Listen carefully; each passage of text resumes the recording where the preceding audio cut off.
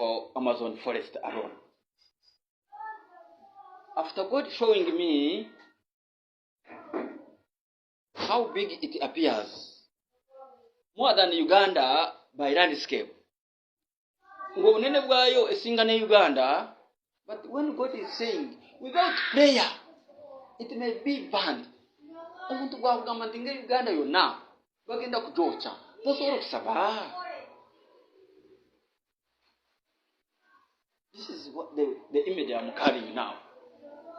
But because, like they told Ezekiel, that will you explain these things to us? Nabagamba, he said, when they appear, it will be a sign that without prayer, surely the Amazon was going to perish. Meaning, it can burn part of it. Part of it.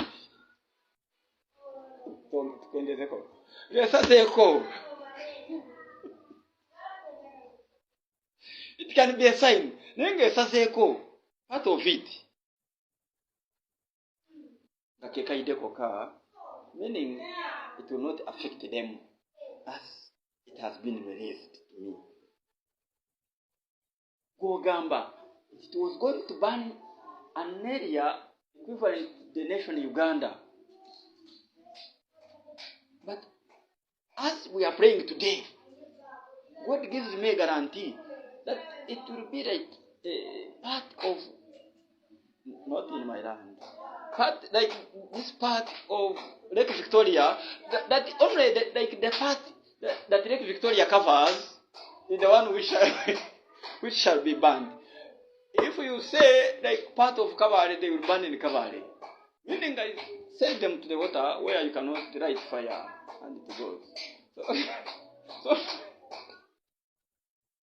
Father, this sign, this acreage of the sign of Lake Victoria, it is bearable compared to what was going to happen. The reason we still say you are great and your answers are always in time. Ezekiel said, if these things appear, 24 of Ezekiel, then you will not ask me again the questions. Why were you bothering yourself praying for trees when the people in Kampala are crying of food? Ah, they are different. We don't lack food. We only lack good governance. Give us good food in time. Or to allocate food where it is needed. Uganda tuina njara, IMP. Uganda tuina njara, wabula tuina abategekera nti bwebanga teri karamoja abeka bali basobola kulisa abeka karamoja. God created us that we feed each other. But sikuduza store abaranga bayine njara wano. No, that is not hunger. It is never even famine. No. Poor arrangement of society.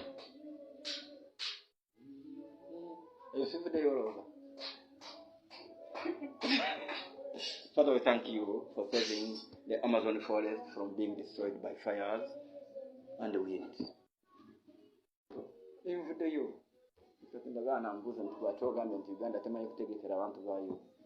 And ask him how many people died.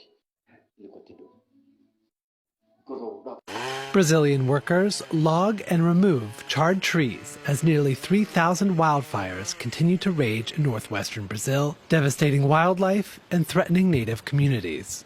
We're suffering the consequences of climate change. We're again looking for information, trying to examine the consequences for us as an indigenous population and also for the environment. How are we going to face this? How can we alleviate this situation?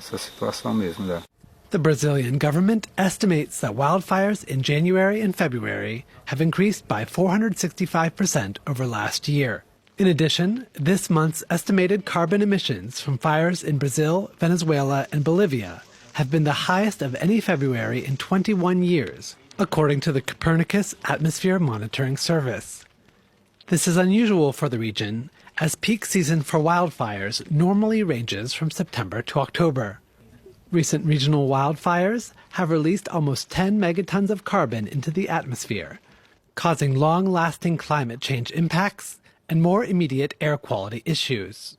There are some components, some chemicals released from these emissions which can persist for longer in the atmosphere, and then they could potentially affect air quality hundreds or thousands of kilometers downwind.